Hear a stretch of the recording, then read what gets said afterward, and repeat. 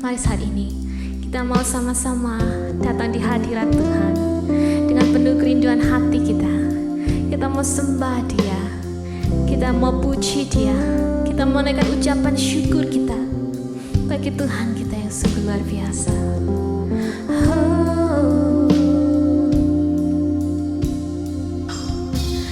Betapa ajaib dan dahsyatnya Tuhan kejadianku. Kau menenun diriku serupa gambaranmu.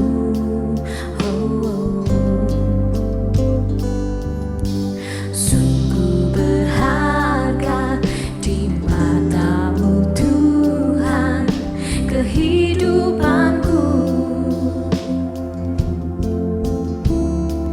Kau membawa hatiku mendekat erat dengan hatimu. Ku mengangkat wajahku memandang keindahanmu Yesus. Syukur bagi keselamatan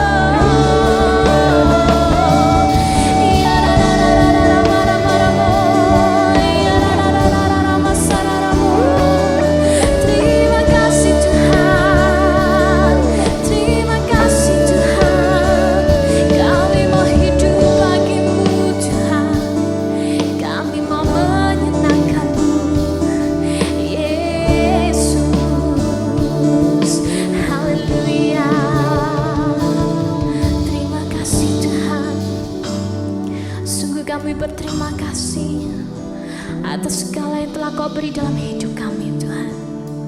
Dan kami tak mau menyanyiakan hidup ini, Tuhan, tapi kami mau terus melangkah menyenangkan hati-Mu untuk memuji dan memuliakan nama-Mu dimanapun kami berdiri, Tuhan.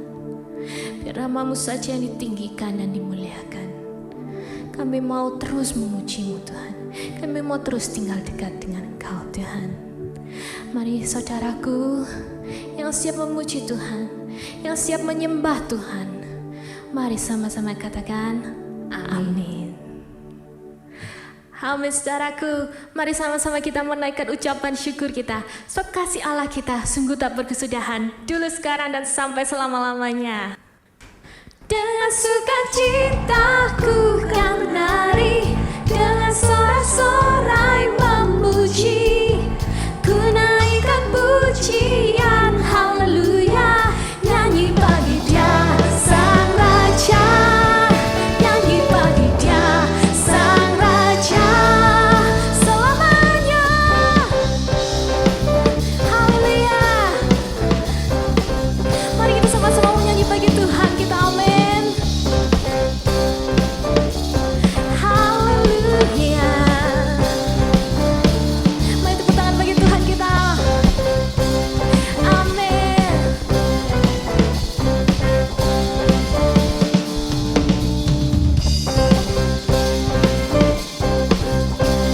Mari sama-sama saudaraku katakan,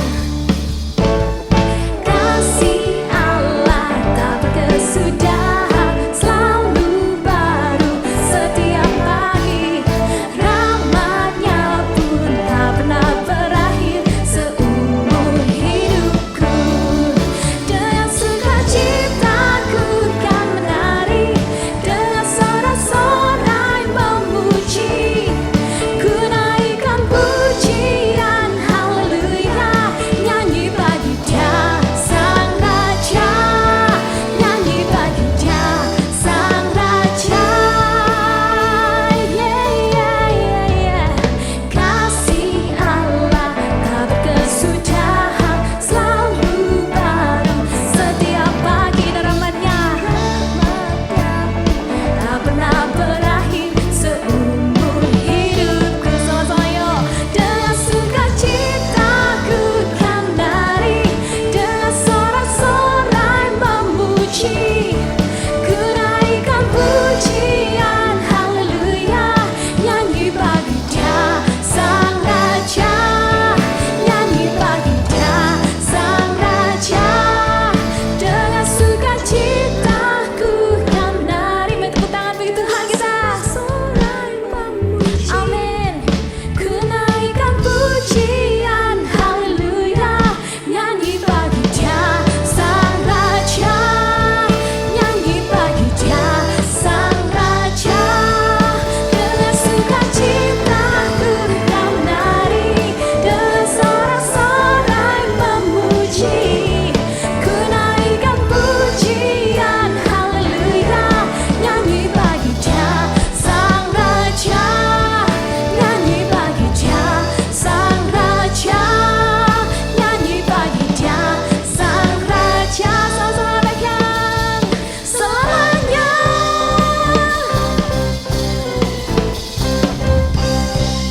amin. Mari kita tepuk tangan kemuliaan bagi Tuhan kita, haleluya, haleluya. Ya Tuhan, kami mau memakai hidup kami hanya untuk mengenal-Mu, Tuhan, dan mendengar setiap suara-Mu, Yesus. Sebab Engkau lebih dari segalanya, dan itu kerinduan kami, Tuhan. Haleluya.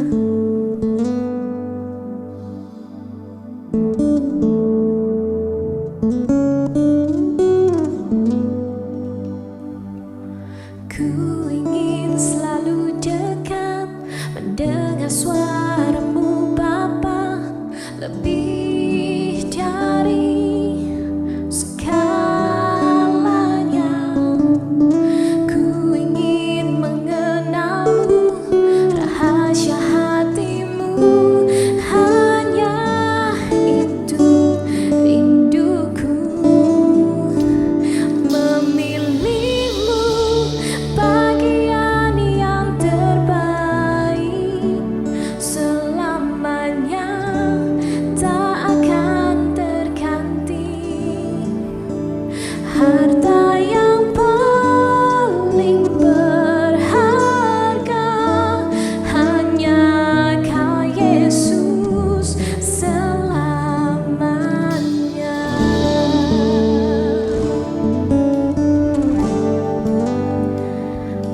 memilih Tuhan, mengikut Tuhan dalam pilihan terbaik. Amin, saudaraku. Sama-sama katakan, ku ingin selalu dekat, mendengar suara-Mu Bapa, lebih dari segalanya. Ku ingin mengenal-Mu, rahasia hati-Mu, hanya itu rinduku. Memilih-Mu bagian yang terbaik, selamanya tak akan terganti. Harta yang paling berharga hanya Kau Yesus, selamanya takkan ku tukar kesetiaanku. Hanya Kau satu yang ku rindu.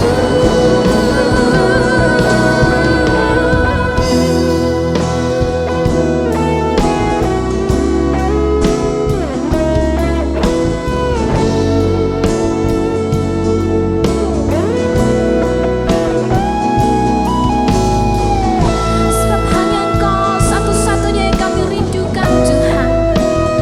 Dan kami mau terus mengikut Engkau, Yesus. Mari sama-sama saudaraku angkat suaramu. Memilih-Mu bagian yang terbaik, selamanya tak akan terganti. Harta yang paling berharga hanya Kau Yesus, selamanya. Memilih-Mu bagian yang terbaik, selamanya tak akan terganti. Harta yang paling berharga, harta yang paling berharga, satu yang paling berharga hanya Kau Yesus, selamanya.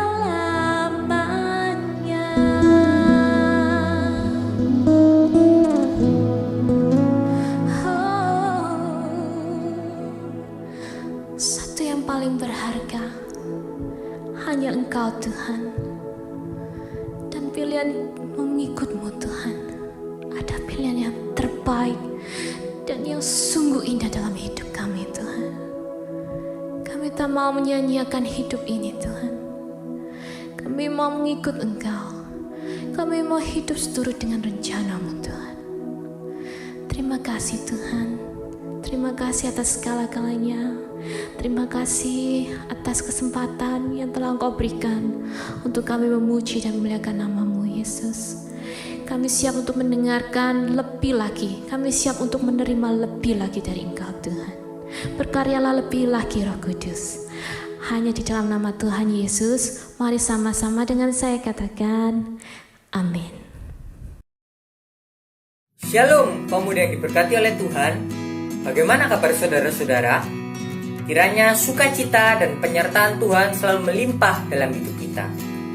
Bagi saudara yang baru pertama kali mengikuti ibadah kaum muda, welcome to our church. Kiranya ibadah kaum muda ini bisa menjadi berkat bagi kita semua.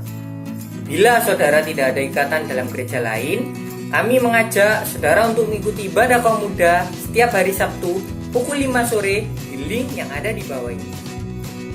Selain mengikuti ibadah, mari kita bersekutu bersama dalam persekutuan sel online, di mana kita bisa saling menguatkan dan menumbuhkan satu dengan lainnya. Untuk informasi mengenai persekutuan sel online, saudara dapat menghubungi nomor yang ada di bawah ini. Jika saudara ada permintaan bantu doa, saudara juga dapat mengisi form di link bit.ly/bantu doa. Bagi saudara yang rindu untuk memberikan persembahan bagi pekerjaan Tuhan, saudara dapat men-scan barcode yang ada di layar kaca saudara.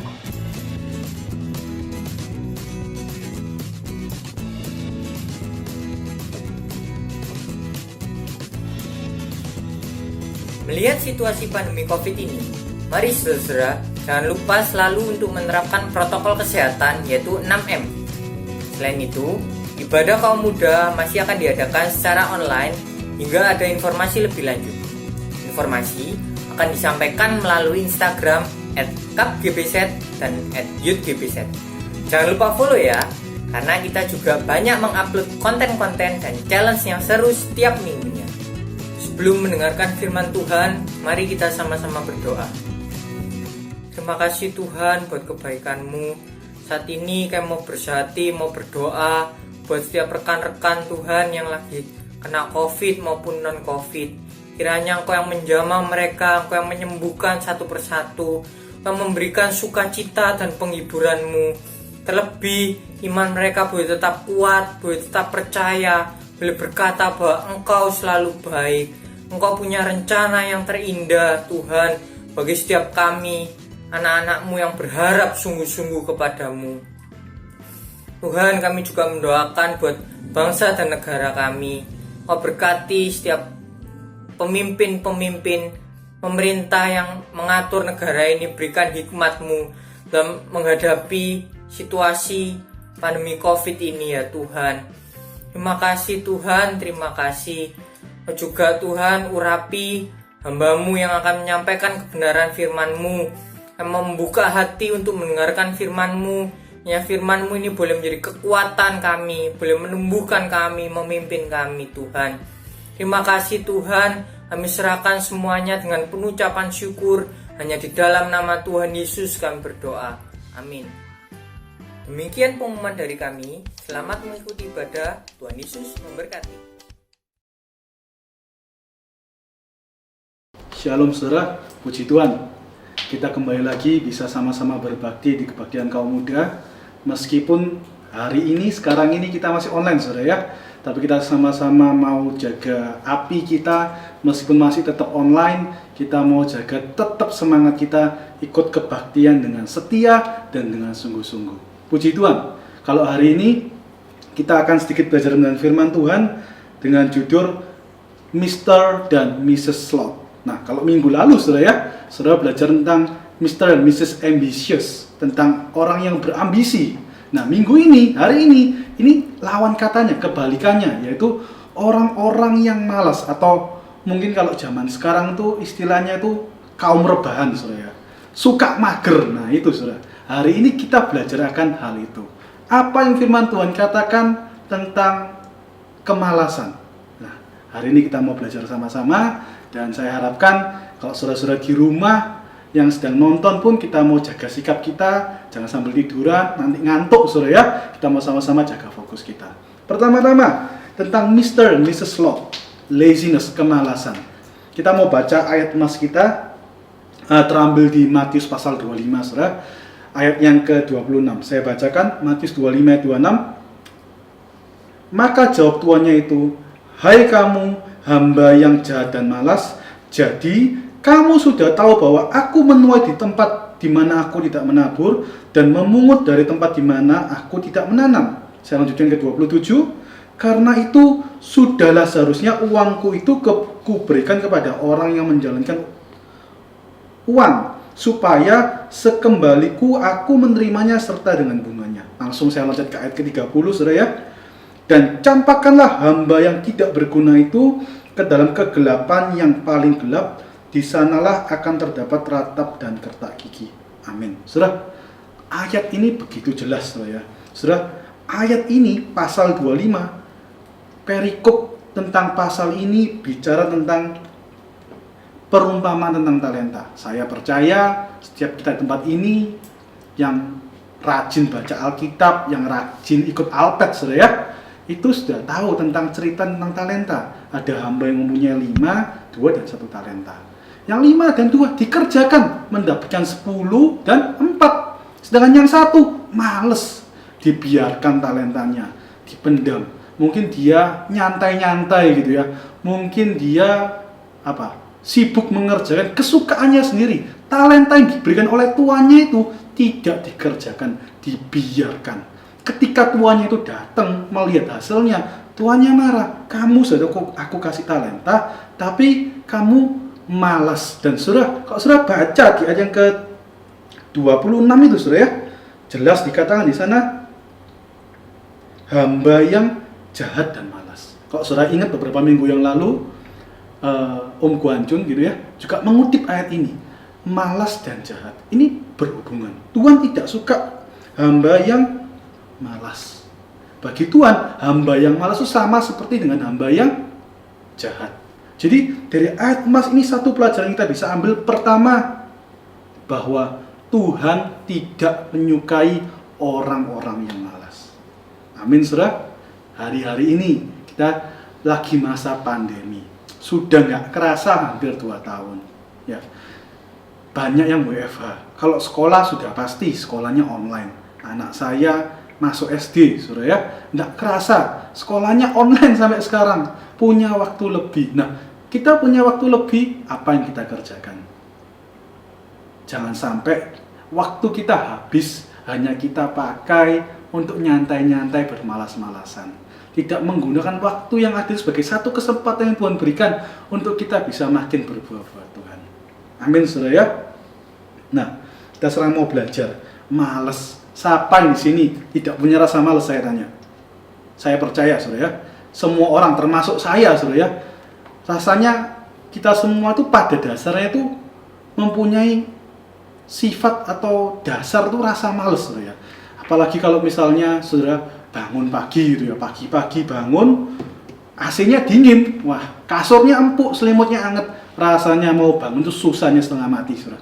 Rasanya kasur tuh lengket. Belum lagi kalau misalnya cuaca di luar sana itu hujan, mendung, wah itu rasanya kalau bisa nggak kerja, bisa nyantai-nyantai di rumah sambil makan bakso atau nasi goreng tuh enak, saudara ya. Pada dasarnya semua orang tuh punya rasa malas. Anak saya, saudara, masih kecil, ya kan, dari TK sekarang ke SD. Nah, di SD kan pelajarannya beda. Ada ujiannya, harus belajar. Anak SD kelas 1 aja sudah bisa protes, ngomong sama saya sama mamanya. "Ma, kenapa kok harus ada ujian? Ma, kenapa kok harus belajar? Siapa yang ciptain ujian? Siapa yang haruskan saya ujian dan belajar?" Nggak mau, Ma. Maunya mainan, maunya lihat YouTube gitu, saudara. Bayangkan, anak sekecil itu nggak diajari, padahal mamanya sama saya selalu ngajari untuk belajar. Tapi dari kecil sudah punya rasa, kalau bisa tuh saya nggak mau soro. Saya maunya tuh yang enak-enak kok, males soro. Nah, saudara bisa belajar bagaimana setiap manusia itu pada dasarnya memiliki sifat malas. Dan yang menyebabkan, yang mendorong, bahkan menumbuhkan sifat malas seseorang itu seringkali adalah rasa nyaman. Di slide selanjutnya, saudara, saya tampilkan juga kenyamanan. Itu adalah satu pupuk atau satu bumbu yang menyuburkan kemalasan. Saya ulangi sekali lagi. Malas itu bisa makin tumbuh dengan adanya si rasa atau keadaan yang nyaman. Ya. Saudara, kita tahu kalau misalnya paling gampang gini aja. Kalau seseorang tuh lahir di keluarga yang berkecukupan, seringkali saya nggak ngomong semua, tapi beberapa sedikit banyak cenderung lebih malas. Karena apa? Ya, bangun, makanan sudah ada, semua sudah disiapkan, tinggal berangkat ke sekolah, pulang semua disiapkan, nggak butuh kerja, nggak butuh apa-apa. Mungkin nanti kalau sudah lulus, kalau papanya konglomerat, sudah nggak usah bingung, nggak usah kerja sekalipun, nanti bisa dapat warisan gitu ya. Kalau di dunia ngomong 7 turunan nggak habis. Akhirnya apa? Karena sudah punya keadaan yang nyaman, nyantai-nyantai ya. Di gambar dikatakan comfortable life, hidup yang nyaman. Akhirnya apa? Rasa malas tuh bisa makin tumbuh. Ngapain sekolah soro-soro, ngapain kerja susah-susah, nyantai-nyantai aja, toh pun saya sudah berkecukupan. Rasa nyaman itu berbahaya, bisa menumbuhkan rasa malas. Di negara-negara yang maju juga demikian. Saya dulu pernah kuliah di luar negeri, saudara ya, di negara maju. Itu orang-orangnya cenderung lebih nyantai daripada kita di Indonesia. Di sana jaminan sosialnya itu jelas, saudara ya. Jaminan sosialnya jelas. Ketika kasarannya nggak kerja pun, negara dalam tanda kutip menjamin kehidupannya. Dapat uang santunan bulanan yang cukup besar, at least cukup buat hidup. Sehingga menyebabkan seringkali banyak orang tuh lebih nyantai, saudara. Ya kalau misalnya gagal pun ya sudahlah, at least dari pemerintah ada uang. Beda, saudara ya, dengan suatu keadaan kalau kita ada di keadaan keluarga yang mungkin kekurangan, atau di gambar saudara bisa lihat the power of kepepet, saudara ya. Seringkali orang jadi rajin, jadi tekun, itu karena kepepet. Misalnya orang yang secara ekonomi pas-pasan, tiap hari orang tuh harus kerja. Kalau nggak kerja, istilahnya nggak makan. Akhirnya apa? Mau nggak mau didorong, rasa malas tuh nggak bisa ada. Rajin-rajin sehingga akhirnya jadi orang yang tekun. Nah, hari-hari ini saudara, saya tidak tahu keadaan saudara. Kalau saudara hari-hari ini di masa pandemi masih bisa punya rumah, punya makan yang cukup, keluarga masih sehat semua, saudara patut bersyukur. Tapi hati-hati, jangan sampai hal-hal seperti itu menyebabkan kita menjadi orang yang malas. Rasa malas yang ada dalam daging kita itu malah makin ditumbuhkan, sehingga kita makin hari, waduh, tambah malas-malesan. Pandemi tambah panjang, punya waktu tambah lebih, malah makin jadi orang yang males. Malah jadi kaum mager, saudara ya, nyantai, tidak mau bekerja. Hati-hati, saudara. Karena itu firman Tuhan katakan, untuk kita tuh harus belajar dari semut. Amsal 6 ayat 6-8 katakan, hai pemalas, pergilah kepada semut, perhatikanlah lakunya, dan jadilah apa, saudara? Bijak. Biarpun tidak ada pemimpinnya, pengaturnya atau penguasanya, ia menyediakan rotinya di musim panas dan mengumpulkan makanannya pada waktu panen. Disuruh belajar dari semut. Kenapa, saudara? Semut itu adalah satu binatang yang rajin, yang kalau kerja itu, saudara ya, sampai selesai baru berhenti. Kalau saudara di rumah gitu ya, di rumah saya pernah, saya ada karpet gitu, saudara ya. Ada, saya nggak tahu gimana ceritanya, mungkin anak saya makan ada tumpah dari remah-remahnya. Semutnya itu datang. Ketika datang pertama kali saya pikir, waduh ini ada semut, cuma disapu, dibersihkan aja. Kita pikir sudah selesai, nyamuknya bukan nyamuk, saudara ya, semutnya bakal hilang gitu ya. Ternyata besoknya dilihat lagi, semutnya datang lagi, sampai akhirnya kita harus kita sedot debu, lalu supaya semutnya nggak ada, cari disinfektan, saudara ya, disemprotkan gitu supaya kasarannya semutnya mati semua. Saudara bisa lihat, semut kalau kerja itu sampai selesai. Kalau nggak selesai, dia nggak akan pernah berhenti. Dia begitu tekun, begitu rajin. Tuhan suruh kita belajar dari semut. Artinya apa? Tuhan mau kita juga jadi seperti semut yang giat bekerja, yang kerja itu nggak pernah setengah-setengah, yang penuh dengan satu ketekunan, rajin, nggak jadi Mr. dan Mrs. Slot. Amin, saudara ya. Selanjutnya kita juga mau belajar mengapa Tuhan tidak mau kita jadi pemalas. Mengapa, saudara? Kejadian 2 ayat yang 15, saudara bisa juga lihat di layar. Ini minggu lalu juga dikutip oleh pembicara, dikatakan seperti ini. Tuhan Allah mengambil manusia itu dan menempatkannya dalam Taman Eden untuk mengusahakan dan memelihara taman itu. Untuk mengusahakan dan memelihara taman itu. Saudara, ayat ini ditulis sebelum manusia itu jatuh dalam dosa. Coba saudara renungkan.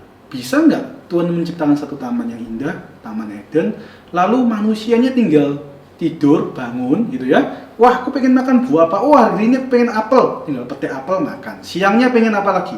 Apukat, tinggal ambil apukat. Malamnya pengen apa? Stroberi makan, lalu tidur, besoknya gitu lagi. Bisa nggak, saudara? Bisa. Kalau seperti itu pasti bunyinya untuk menikmati taman itu. Tapi firman Tuhan nggak berkata demikian. Dikatakan mengusahakan dan memelihara. Artinya apa? Bahkan sebelum manusia jatuh di dalam dosa, Tuhan sudah mau kita sebagai manusia itu untuk jadi orang yang selalu berusaha, bisa bekerja, jadi seorang yang rajin, bukan orang yang malas-malesan tinggal tidur, nunggu kasarannya Tuhan hari ini ngasih aku apa ya sudah dijalani. Enggak, Tuhan mau dari kita muda, dari kita bahkan manusia sebelum jatuh dalam dosa untuk bekerja. Saudara, kalau misalnya saudara pernah tahu, saya dulu pernah punya, saya punya nenek saudara ya, sudah meninggal beberapa tahun yang lalu. Dulu pernah sakit saudara ya, sakit agak parah gitu kan, lalu di rumah sakit agak lama. Setelah keluar dari rumah sakit saudara ya, saudara tahu, orang kalau lama berbaring di kasur, setelah keluar dari rumah sakit, dia itu harus belajar jalan lagi. Luar biasa saudara ya. Kalau kita, saya dan saudara bisa jalan, bisa lari, bisa loncat gitu saudara ya, dengan bebasnya. Kalau orang habis sakit, sembuh, dia harus belajar jalan lagi. Kenapa? Karena anggota tubuh yang nggak dipakai, otot kaki yang nggak dipakai itu saudara ya, ketika sembuh, dia itu karena nggak dipakai, dia itu mengecil. Akhirnya dipakai jalan nggak bisa, harus latihan, harus dicoba. Nah, saudara bisa bayangkan, Tuhan menciptakan seluruh tubuh kita ini untuk dipakai. Kalau saudara itu malas-malesan, nggak pernah dipakai otaknya, nggak pernah dipakai untuk bekerja, hanya nyantai, rebahan, mager, saudara ya. Saudara bisa bayangkan apa yang terjadi? Tuhan aja nggak menciptakan kita didesain seperti itu. Jangan sampai kita tertipu oleh setan dan kita jadi orang yang malas. 2 Tesalonika 3 ayat 10, ayat yang begitu terkenal. Tuhan katakan, kalau kamu mau makan, kamu harus bekerja. Saudara mau dapat berkat Tuhan, bekerja. Saudara mau dapat nilai yang bagus, belajar. Saudara mau sehat, berolahraga. Saudara, jangan cuma berdoa, Tuhan beri aku sehat, tapi tidak pernah mau olahraga. Saudara mau berkat Tuhan, tapi kerjanya asal-asalan. Saudara ingin dapat nilai yang bagus, tapi tidak pernah belajar. Belajarnya tidak pernah serius. Gimana caranya Tuhan menolong dan memberkati hidup saudara? Kemalasan. Selanjutnya Tuhan juga katakan, kemalasan itu bisa menyebabkan janji Tuhan itu tidak jadi dalam hidup saya dan saudara.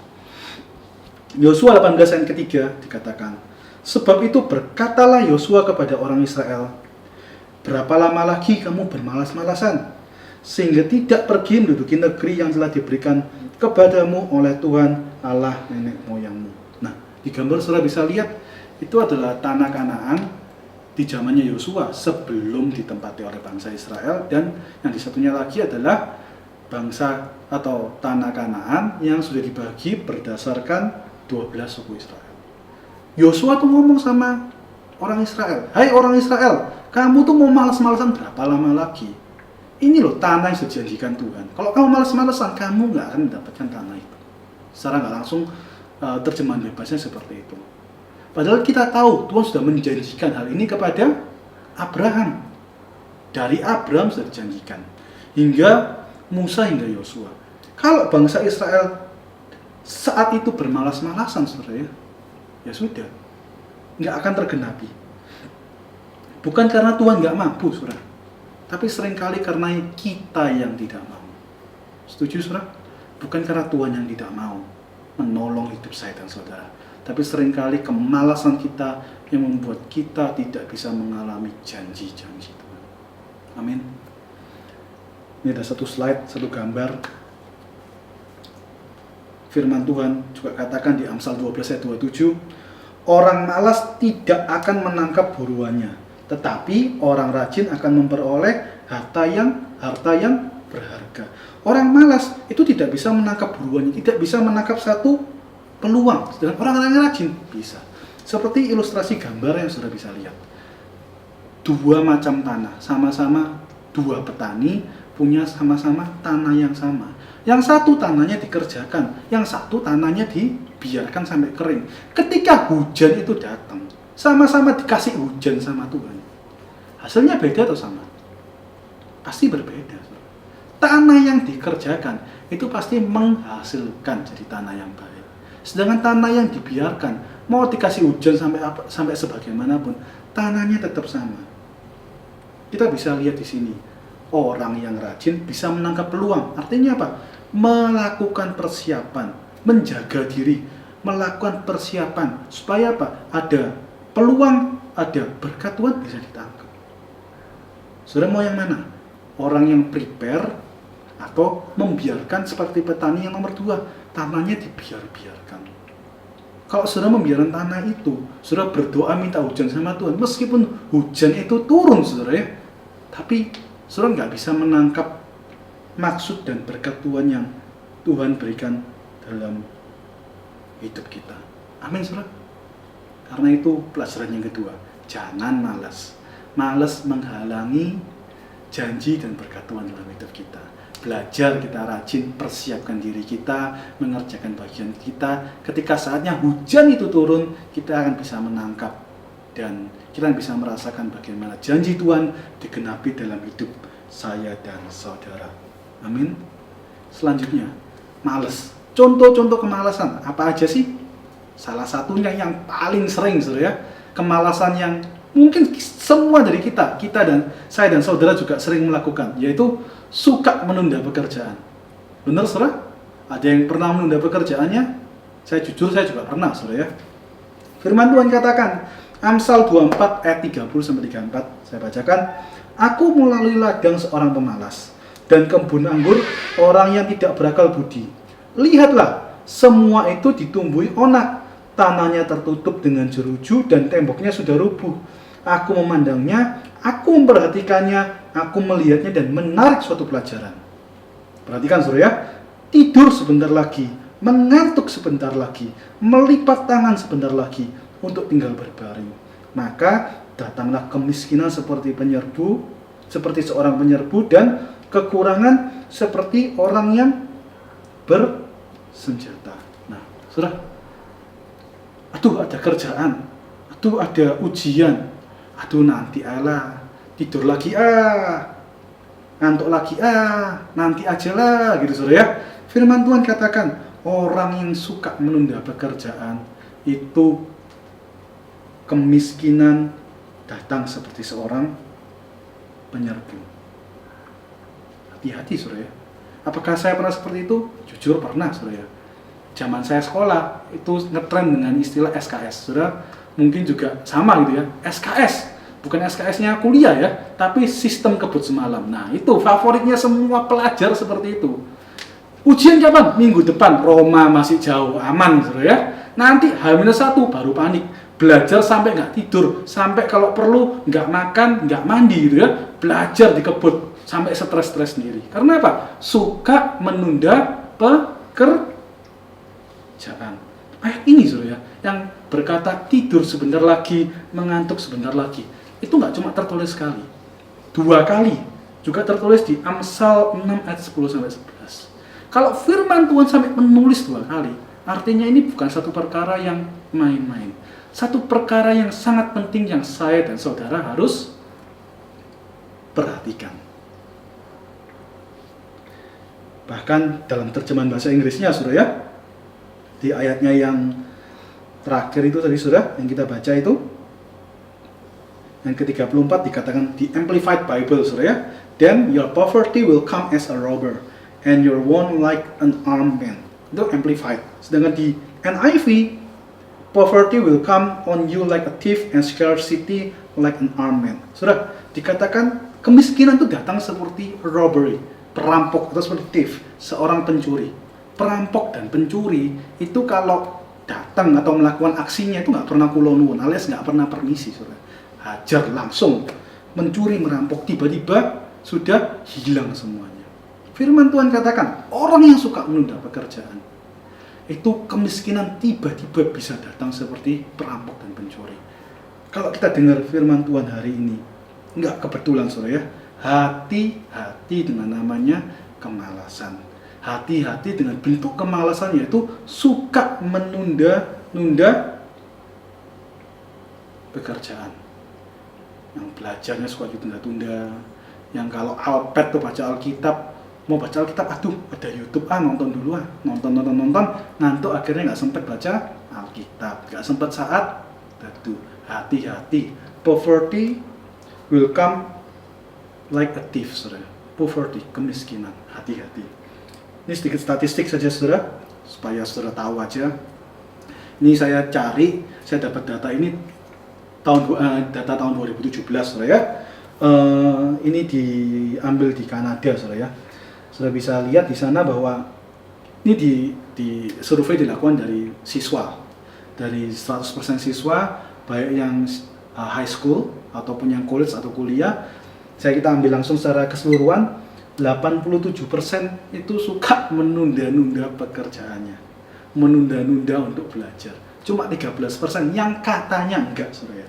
Dari 87% itu saudara ya, alasan apa terbesar yang mengapa mereka kok suka menunda pekerjaan? Yang pertama saudara lihat, alasan pertama itu watching movie or TV. Ya, kalau mungkin zaman sekarang bukan tentang nonton TV saudara ya, nonton YouTube, nonton drama Korea gitu saudara ya mungkin ya.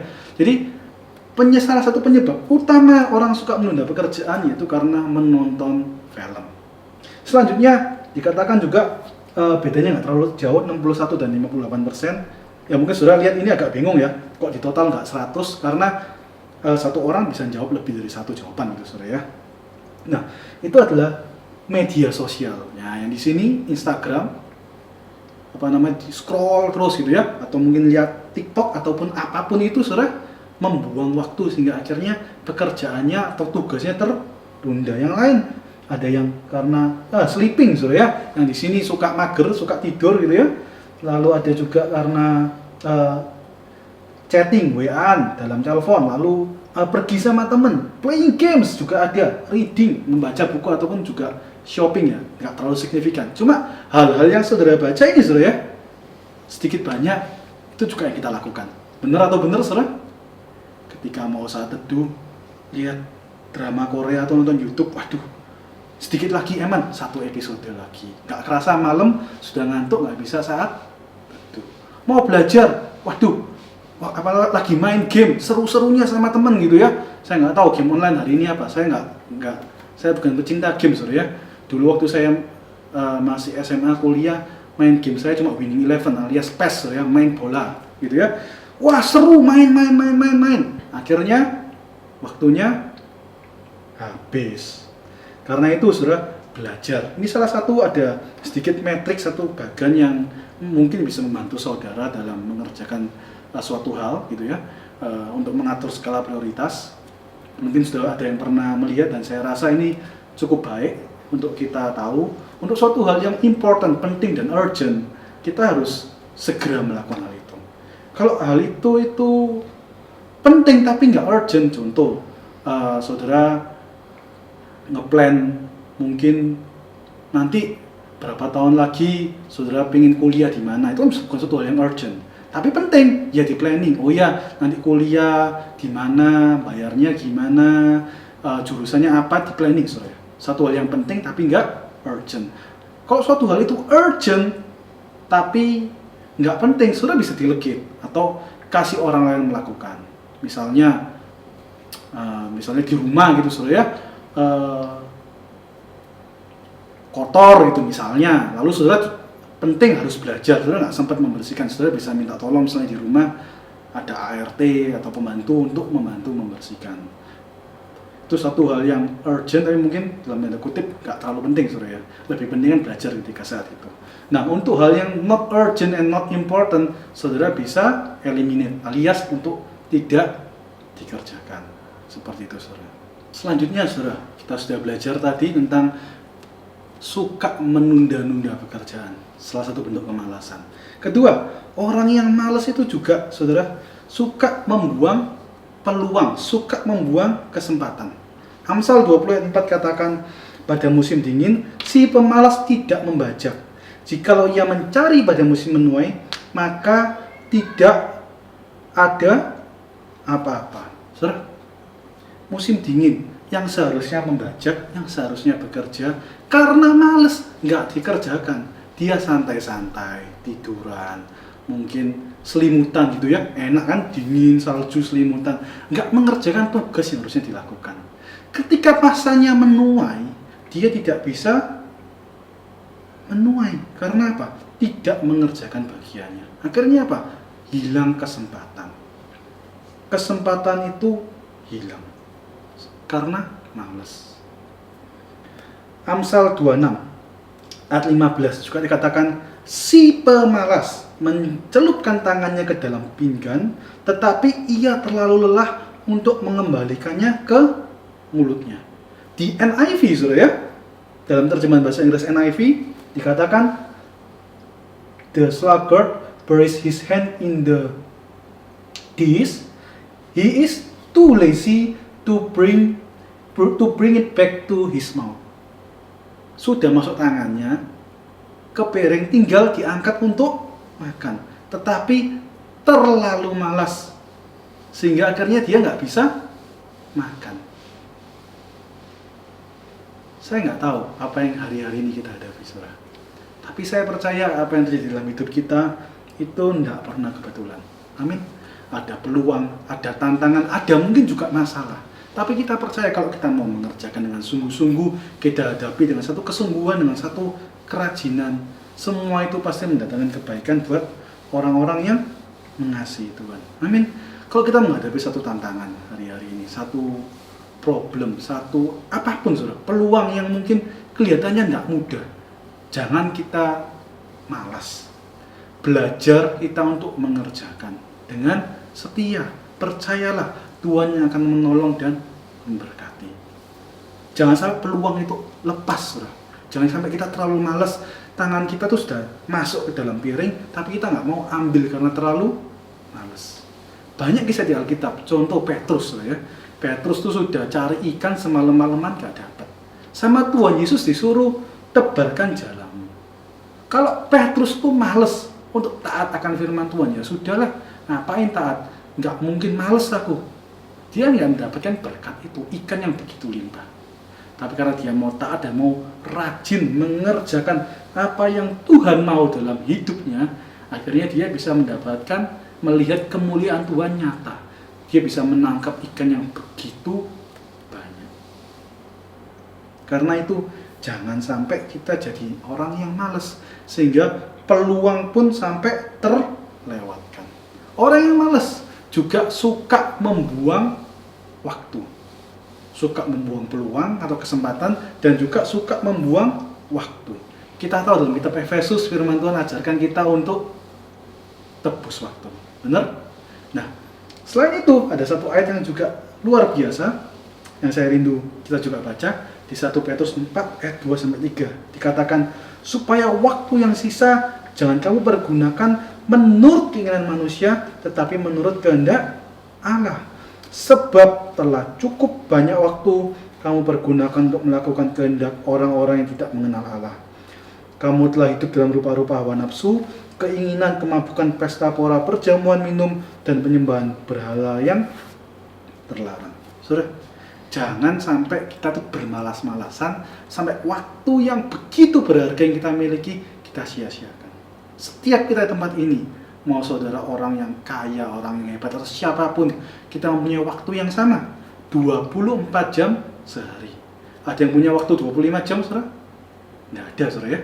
Setiap kita mempunyai waktu 24 jam. Dan waktu itu berjalan dengan begitu cepat. Sadar atau nggak sadar? Contoh, kita ini sudah menghadapi pandemi COVID, saudara. Itu sudah 1,5 tahun. Habis ini nggak kerasa sudah 2 tahun. Saya di HP, mungkin di HP teman-teman juga, di HP saudara juga ada Google Foto gitu ya. Kalau saudara punya Google Foto, kayak di HP saya, itu seringkali kasih notifikasi. 5 years ago, this date, apa yang kita lakukan, 6 years ago gitu ya. Saya kalau lihat gitu sama istri saya, kadang-kadang kita suka tertawa. Wih, nggak terasa ya, dulu kita foto ini, waktu acara ini, pergi ke sini, ternyata sudah 5 tahun. Tiba-tiba muncul foto sama anak gitu, waduh, dulu masih baby, masih kecil, sekarang sudah sekolah, sudah kelas 1. Rasanya waktu berjalan begitu cepat. Jangan sampai kita menyia-nyiakan waktu kita. Karena setiap waktu yang Tuhan berikan untuk saya dan saudara, itu adalah satu kesempatan yang berharga. Selama kita masih punya waktu di dunia, artinya Tuhan masih kasih kesempatan. Pandemi, saudara punya waktu lebih. Masa cuma dipakai buat nonton YouTube? Masa cuma dipakai buat tidur-tiduran? Masa cuma dipakai buat mungkin apa? Rebahan dan melakukan hal-hal yang dalam tanda kutip kurang berguna.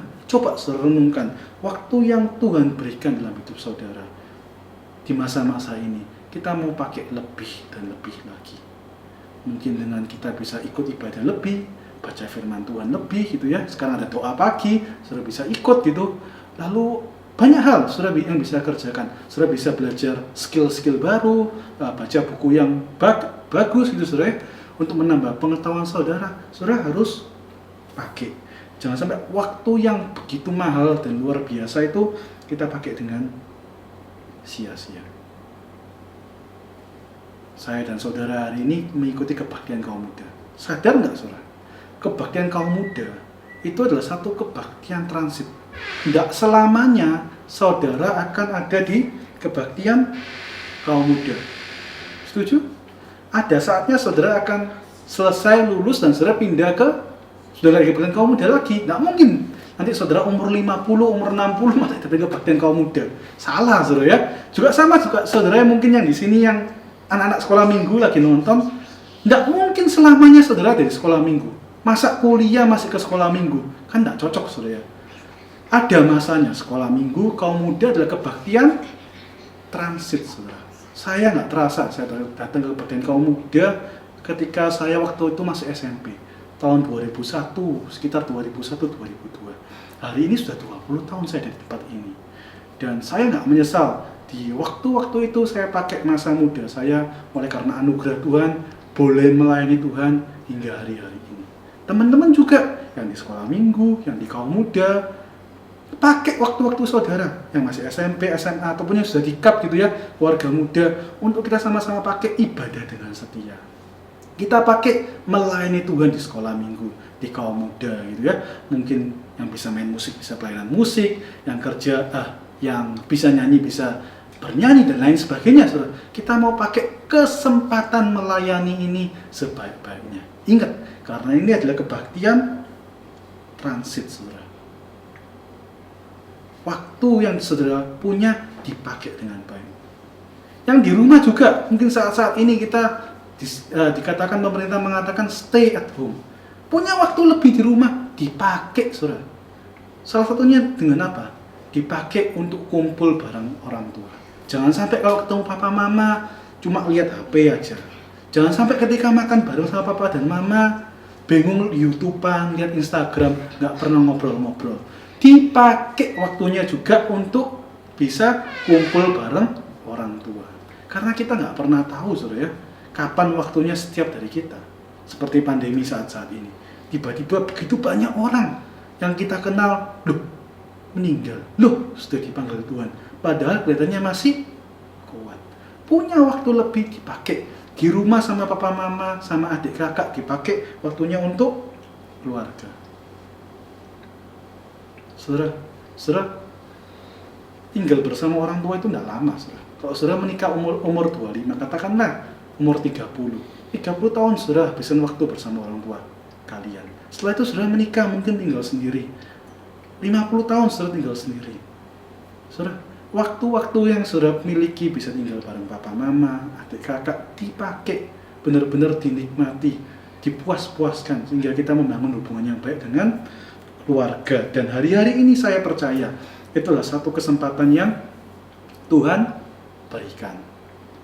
Jangan sampai di rumah ya punya waktu lebih malah bingung HP-an, tidak membangun hubungan dengan anggota keluarga yang lain.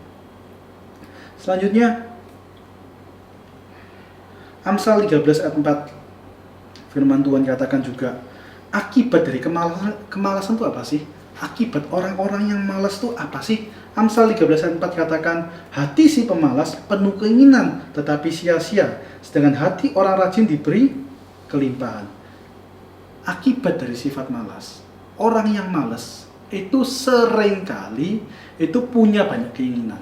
Waduh, aku pengen ini, pengen itu, pengen ini, dan lain sebagainya. Seperti saudara bisa lihat di gambar, pengennya macam-macam, tapi zero effort. Punya keinginan yang banyak, tetapi tidak pernah punya usaha. Akhirnya suka iri sama orang lain. Sifat malas, punya keinginan melihat orang lain berhasil, suka iri, suka merasa wah orang tuh bisa sukses ya karena mungkin orang tuanya itu sudah hebat, orang tuanya sudah sukses duluan, makanya dia bisa sukses. Suka iri. Dan orang yang malas kalau itu dibiarkan terus-menerus, akhirnya ketika dewasa, dia tuh punya sifat suka segala sesuatu yang instan. Suka hasil yang instan, suka hasil yang cepat, suka dapat hasil yang seketika, pengen langsung sukses, pengen langsung kaya misalnya seperti itu, pengen langsung hebat tanpa mau usaha dan tidak mempunyai daya juang. Penuh keinginan, tetapi keinginannya itu firman Tuhan katakan apa? Sia-sia. Itu hati seorang pemalas. Penuh keinginan, pengen segala sesuatunya instan, tapi nggak mau usaha. Padahal firman Tuhan di 2 Timotius 2:6 katakan, seorang petani yang bekerja keras haruslah yang pertama menikmati hasil usahanya. Hasil usaha itu didapat dari seorang petani yang bekerja keras. Saudara mau menikmati satu hasil yang baik, harus mau bekerja keras. Setuju, saudara? Hari-hari ini begitu banyak orang yang tidak suka dengan kalimat bekerja keras. Sukanya yang instan. Benar? Terbukti, saudara ya. Hari-hari ini kalau saudara baca di koran atau dimanapun, itu banyak orang yang tertipu dengan investasi bodong. Investasi-investasi palsu. Mengapa kalau saudara renungkan? Mereka dengan mudah bisa tertipu dengan investasi-investasi palsu itu. Karena simple, mereka ingin dapat hasil yang besar, tapi nggak mau kerja. Janjikan, waduh, investasi bunga setahun bisa 30%, bisa 40%, matanya hijau. Nggak usah ngapa-ngapain, cuma tinggal taruh uang aja, nanti hasilnya bisa 30%, bisa 40%. Ditawarin investasi-investasi yang kelihatannya begitu luar biasa. Dan begitu banyak orang masih tertipu. Mengapa? Karena salah satunya adalah sifat malas, sifat ingin mendapatkan segala sesuatu dengan instan dan mudah tanpa perlu bekerja keras. Karena itu sudah hati-hati. Buang rasa malas, buang rasa tidak mau mengikuti satu proses, maunya instan, maunya beres, keinginan banyak, maunya ini itu, lihat orang lain sukses, suka ambil excuse, sudah ya, lalu suka segala sesuatu yang instan. Itu enggak sesuai dengan firman Tuhan. Lalu apa yang firman Tuhan katakan? Apa yang Tuhan mau dalam hidup kita? Apa yang Tuhan mau kita kerjakan selama kita hidup di dunia ini? Dari satu ayat saya mau ambil di 1 Raja-Raja 19 ayat 10a. Ini jawaban Elia terhadap Tuhan. Dikatakan jawabnya, aku bekerja segiat-giatnya bagi Tuhan Allah semesta alam. Amin. Elia itu ketika hidup di dunia, ketika dia ada di dunia, dia itu bekerja sekeras-kerasnya buat Allah, buat Tuhan Allah semesta alam. Saya dan saudara, ketika kita membaca ayat ini, kita harus paham bahwa hidup kita tuh tidak bisa dikotak-kotakkan. Oh, oke, kalau Elia ngomong gini berarti saya cuma kerja keras ketika saya pelayanan di gereja aja. Enggak, saudara ya. Karena kita tahu dalam Roma 12 ayat yang pertama bahwa hidup kita tuh kita persembahkan buat Tuhan. Seluruh hidup kita itu buat Tuhan. Baik ketika saudara pelayanan, ketika saudara kerja, ketika saudara sekolah, segala segi hidup kita itu kita berikan buat Tuhan sebagai satu persembahan yang hidup buat Tuhan. Saudara bisa bayangkan nggak? Saudara jadi anak Tuhan, ke gereja sudah pelayanan, tetapi ketika kerja di kantor malas-malesan, datangnya telat, pulang paling pertama. Apakah bisa seperti itu? Bisa saudara bayangkan juga ketika saudara menjadi seorang siswa, saudara tidak pernah belajar, nilainya do re mi 1, 2, 3, lalu hampir tidak naik kelas, atau bahkan tidak naik kelas. Bagaimana Tuhan bisa dipermuliakan dalam hidup saudara? Ketika Elia berkata, aku bekerja segiat-giatnya Tuhan Allah semesta alam, ini satu hal yang sama yang harusnya saya dan saudara miliki. Amin. Yang harusnya saya dan saudara kerjakan dalam segala hal yang Tuhan percayakan dalam hidup kita. Amin. Kolose 3 ayat 23 juga mengatakan, kita harus mengerjakan segala sesuatu, saudara ya, segala sesuatu. Seperti kita kerja untuk Tuhan. Artinya apa? Kalau kita kerja buat Tuhan, itu selalu memberi yang terbaik. Amin. Itu yang Tuhan mau dalam segala segi hidup kita yang Tuhan percayakan, baik ketika kita pelayanan, kerja, gitu ya, sekolah juga, saudara, ataupun apapun kita mau mengerjakan dengan satu kesungguhan, sekeras-kerasnya, segiat-giatnya, seperti kita kerja buat Tuhan, memberikan satu hal yang terbaik. Amin, saudara. Nah, segala sesuatu, Pengkhotbah 9 ayat 10 katakan, segala sesuatu yang dijumpai tanganmu untuk dikerjakan, kerjakanlah itu sekuat tenaga, karena tak ada pekerjaan, pertimbangan, pengetahuan, dan hikmat dalam dunia orang mati, kemana engkau akan pergi. Apapun yang ada di tangan saudara hari ini, saya nggak tahu apa keadaan saudara, apa pekerjaan saudara, apa kesibukan saudara, apa talenta yang Tuhan berikan dalam hidup saudara, apa yang Tuhan percayakan untuk saudara kerjakan, saya nggak tahu. Tapi prinsipnya simpel, segala sesuatu itu kita mau kerjakan dengan sungguh-sungguh, sependapat tangan kita. Mungkin manusia meremehkan, kerjaanmu ini kerjaan sepele, kerjaanmu ini kerjaan remeh, kerjaanmu itu bukan satu pekerjaan yang penting. Firman Tuhan katakan, sependapat tanganmu kita mau kerjakan.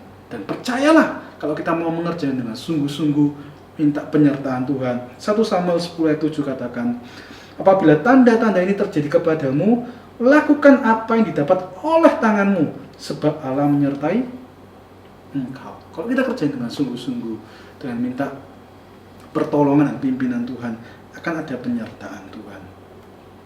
Jangan terlalu bingung dengan orang katakan, aduh pekerjaanmu ini kecil. Ataupun mungkin saudara berpikir dalam hati saudara, kerjakan kerjaan kayak gini, tidak usah sungguh-sungguh lah. Mungkin saudara cuma sekolah, ataupun saudara mungkin kerja sebagai pegawai yang mungkin jabatannya cuma staf atau nggak terlalu tinggi. Tapi firman Tuhan di sini meminta kita untuk mengerjakan dengan sungguh-sungguh, dengan segenap hati kita. Dan percayalah, kita tahu semua sama-sama, Lukas 16 ayat yang 10, ayat yang begitu terkenal. Orang yang setia dalam perkara kecil, Tuhan kasih satu perkara yang besar. Tapi kalau orang yang nggak bisa setia dalam perkara kecil, bagaimana dia bisa setia dalam perkara yang besar? Belajar rajin, mengerjakan dengan segenap hati kita segala hal yang Tuhan berikan di tangan kita, saudara. Meskipun itu mungkin dianggap remeh sama orang lain, ataupun mungkin saudara sendiri menganggap pekerjaan atau kepercayaan yang saudara punya ataupun talenta yang saudara miliki yang Tuhan berikan sebagai satu hal yang nggak penting. Percayalah, kalau saudara mau mengerjakan dengan sungguh-sungguh, Tuhan tolong, kita mau setia, Tuhan percayakan perkara-perkara yang besar. Seperti gambar ini, saudara ya, saudara bisa lihat gembala yang masih muda ini. Saya percaya saudara tahu itu siapa? Daud, saudara ya. Menggembalakan 2-3 ekor, sedikit, tapi dia mengerjakan dengan sungguh-sungguh. Ketika ada binatang buas, dilawan supaya tidak mengganggu, supaya tidak makan atau menerkam dombanya. Setia dalam perkara kecil. Bahkan orang tuanya, kakak-kakaknya nggak menganggap Daud sebagai orang yang hebat. Oh, cuma gembala. Oh, cuma menggembalakan dombanya yang cuma 2-3 ekor aja. Ketika Samuel datang, orang tuanya pun tidak memanggil dan menganggap Daud itu sebagai orang yang masuk hitungan, saudara.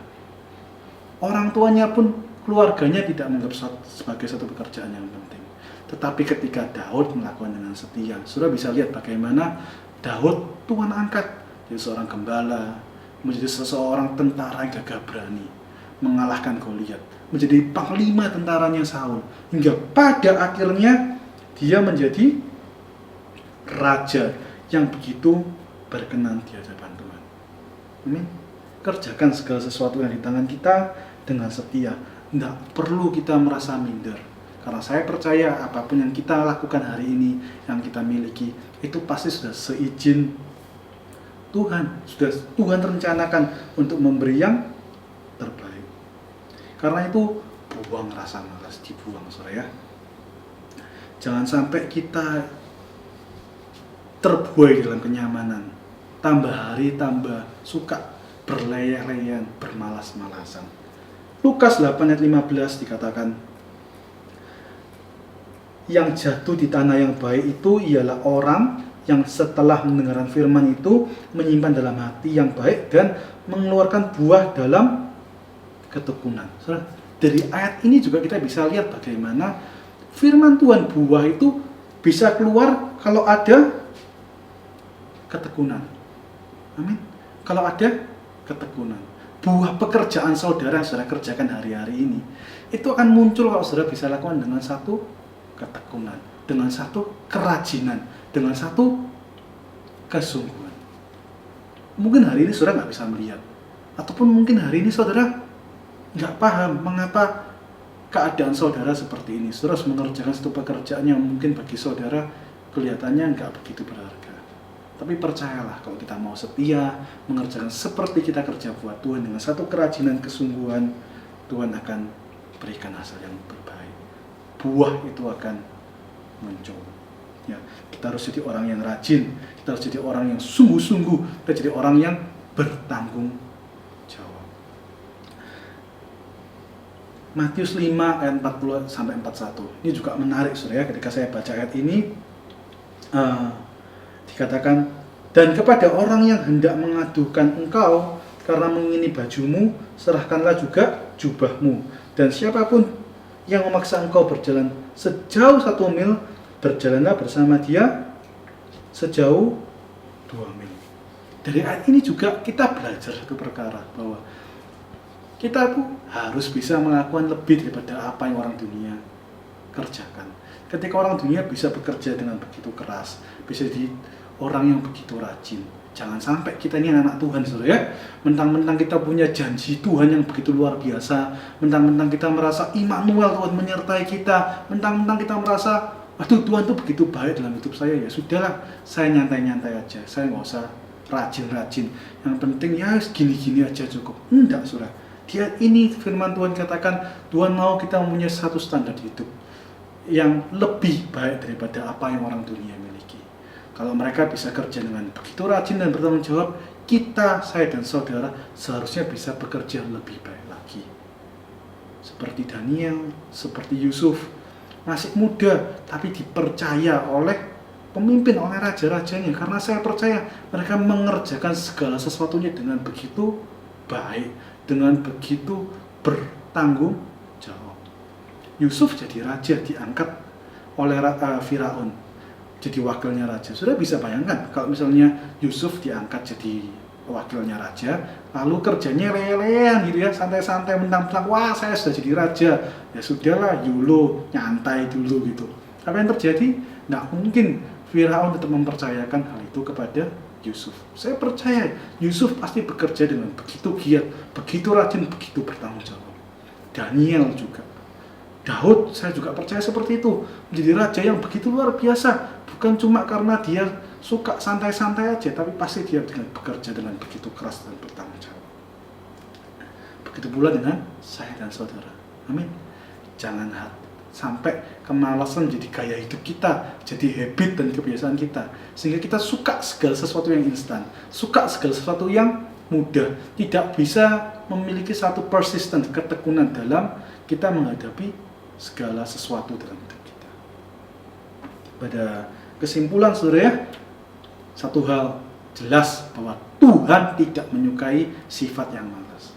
Di awal tadi kita sudah belajar bagaimana Tuhan ciptakan manusia dari awal, bahkan sebelum jatuh di dalam dosa, dalam Kejadian 2 ayat 15, untuk manusia itu mengusahakan dan memelihara Taman Eden. Di awal pun Tuhan tidak suka, tidak mau manusia itu bermalas-malasan. Selanjutnya, kalau hari-hari ini saudara punya hidup yang nyaman, bersyukurlah.